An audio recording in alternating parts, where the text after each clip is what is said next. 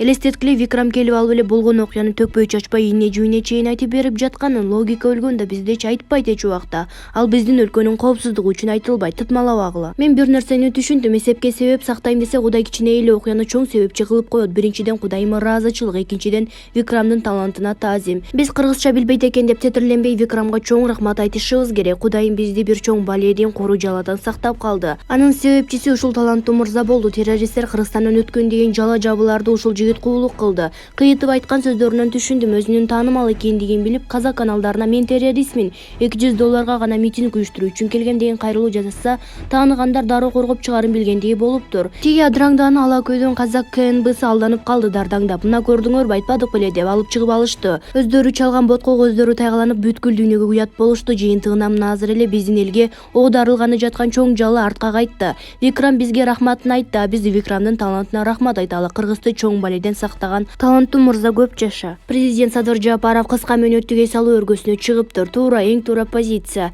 Төмөнкү эки итти адам экен деди эле да, келишимди бузбаса, өз элинин жеми угуп жатса да, келишимди бузбаш керек деп аскер жөнөтсө, ага кошумча казак-кыргыз бир тууган деп жеке өзүнүн тапшырмасы менен Кыргызстанга келген казак жарандарын канаттууга кактырбай, тумшуктууга чокутпай, тосуп алып маңдайынан сылап тамагын берип узатып жатса, анан эле тигилөөгө кылтыйып мамлекеттик каналдары менен өздөрү чалган боткону Кыргызга шубап кирсе, эмне кылыш керек эле? Колум бошобой жатат, жыйынга катыша албайм деген болбойт. Онлайн жыйынга чыгып алып ит экенсиңер дейт беле, же эч нерсе билбеген сезбеген маңуро момун болуп булардын жыйынына катышат беле? Албетте эс алуу өргөсүнү шылтоо кылып басып кетет. Түшүнүштү тиги өкү, булар Баткен окуясынан кийин эле түшүнүшү керек болчу. Кыргыз ичара чабышканы менен сырттан жоо келсе, байрагынын түбүнө чогуларын. Кыргыздын эл башына сөз тийсе, кыргыз бир заматта эл башын тегеректеп жыйналарын. Булар түшүнүшү керек эле Кыргыздын тышкы күчкө каршы заматта калкылдап келип бир муштум болуп биригерин.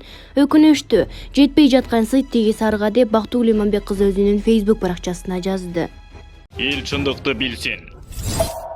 Журналисттерге Казакстандагы окуяларды чагылдырууга тыюу салынды. Өзбекстанда коңшу Казакстанда окуяларды чагылдырууга аракет жасаган айрым блогерлер жана журналисттер укук коргоо органдарына чакырылганын билдиришти. Алардын бул темада аз жазууну, видеолорду таратпоону жана митингтерге чакырбоону талап кылышууда. Атын атабоону сураган блогерлердин бири тыюу Өзбекстандын мамлекеттик коопсуздук кызматынан түшүп жатканын билдирди. Бизде кырдаалды дагы курчутуп жибербөө үчүн Казакстандан келген видео жана аудиолорду жайгаштырууга тыюу салышууда. Бул бейрасмий буйрук. Мен өз каналыма Казакстанда талоончулук боюнча 2-3 видеоролик жайгаштыргам. Кийин мага маалымат жана массалык коммуникация агенттигинен чалышып, бул видеороликтерди өчүрүүнү жана мындан ары жайгаштырбоону сурашты, деди өзбекстандык блогер. Дагы бир катар активисттер Казакстанда окуялар жөнүндө жазылган посттор жана комментарийлер үчүн анонимдүү профилдерин коркутуп үркүтүүлөр болуп жатканынан кабарлашты. Өзбектер качан ойгонот деген аталышта пост жазган соц тармактарынын активдүү колдонуучусу ички иштер органдарына чакырылганын айтты. Бул пост үчүн мага мындай коркунучтуу нерсе жазбаңыз, казактар жөнүндө жазбаңыз, акырын жүрүңүз деп айтышты. Андан соң тилкат жаздырып алышты.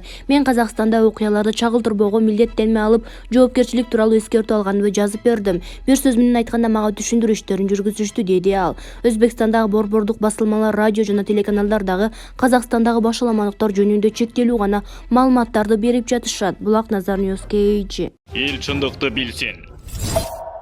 Министрлер кабинетинин төрагасы ЖККнын кеңешинин сессиясында сүйлөгөн сөзү. Кечээ 10-январда Министрлер кабинетинин төрагасы Акылбек Жапаров ЖККнын жааматтык коопсуздук кеңешинин онлайн режимде өткөн кезексиз жыйында сөз сүйлөдү. Президенттин басма сөз кызматы Министрлер кабинетинин башчысынын сөзүнүн толук текстин таратты. Урматтуу Николь Воваевич, урматтуу кезексиз сессиянын катышуучулары, биринчиден актуалдуулугу жана маанилүүлүгү шексиз болгон бүгүнкү жолугушууну уюштурган үчүн армян тарапка ыраазычылык билдиргим келет. Кагуушуулардын натыйжасында каза болгондорго байланыштуу казак тарапка бир жолу терең кайгыруу менен көңүл айтам жана бардык жабыр тарткандардын тезирээк сакайып кетишин каалайм. Казакстан биздин эң жакын союздашыбыз жана стратегиялык өнөктөшүбүз. Казак тарап менен тилектештикти билдирүү биздин бүгүнкү милдетибиз. Дүйнөдө болуп жаткан глобалдык өзгөрүүлөр, саясий катализмдер, коопсуздукка чакырыктарын жана коркунучтардын трансформациясы жана башка факторлор ЖККнын жааматтык коопсуздук аймактарында түзүлүп жаткан аскердик саясий кырдаалда түздөн-түз чагылдырылат. Казакстанда болуп өткөн кайгылуу окуялар буга далил. Учурдагы мамлекет ичиндеги процесс журналисттерди пайдаланып,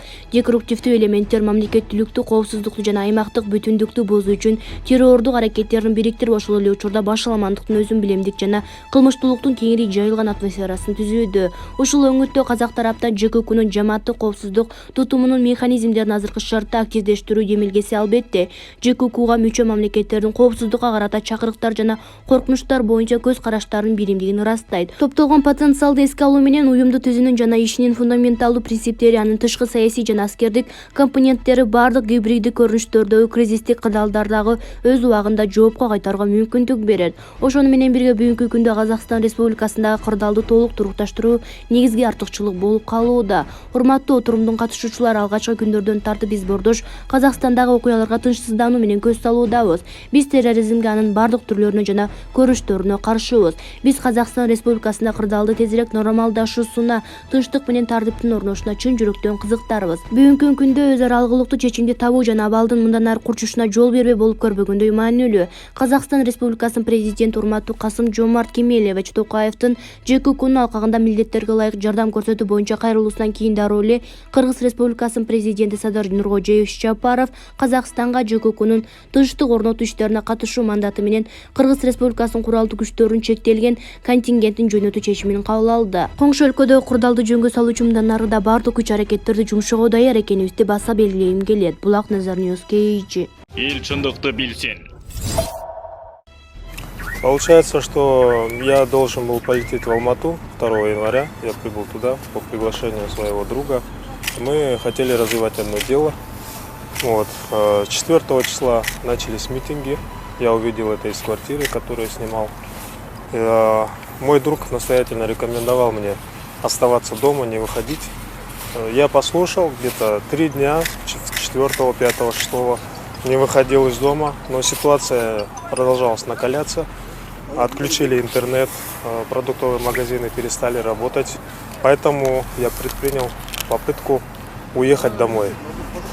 7 числа я взял такси с Сайрана и по дороге в Алматы, Бишкек, на посту, военном посту в селе Самсы меня задержали военные и доставили в камеру предварительного заключения. Далее что как происходило? Получается, в камере предварительного заключения обходились вежливо, давали еду, горячий чай. Вот. И 4 дня я там пробыл, получается, до выяснения обстоятельств. И сейчас усилиями властей Кыргызстана, получается, меня вернули на родину. Пользуясь случаем, я как раз хочу выразить свою благодарность. На самом деле сейчас в полной мере не могу рассказать о том, что я сейчас чувствую. Но самое главное чувство — это то, что за все эти годы, наверное, я по-настоящему не ощущал, насколько дорог сын Кыргызстана своему народу. Вот. Всем представителям власти, это Министерство внутренних дел Кыргызской Республики, Генеральное консульство Кыргызстана в Казахстане, ГКНБ, представительство Министерства внутренних дел в Казахстане. Спасибо огромное за то, что проявили заботу, за то, что проделали такую огромную работу. И сейчас, находясь на площади у Вечного огня, я хотел бы сказать, что пускай это будет символом дружбы. Эл чындыкты билсин.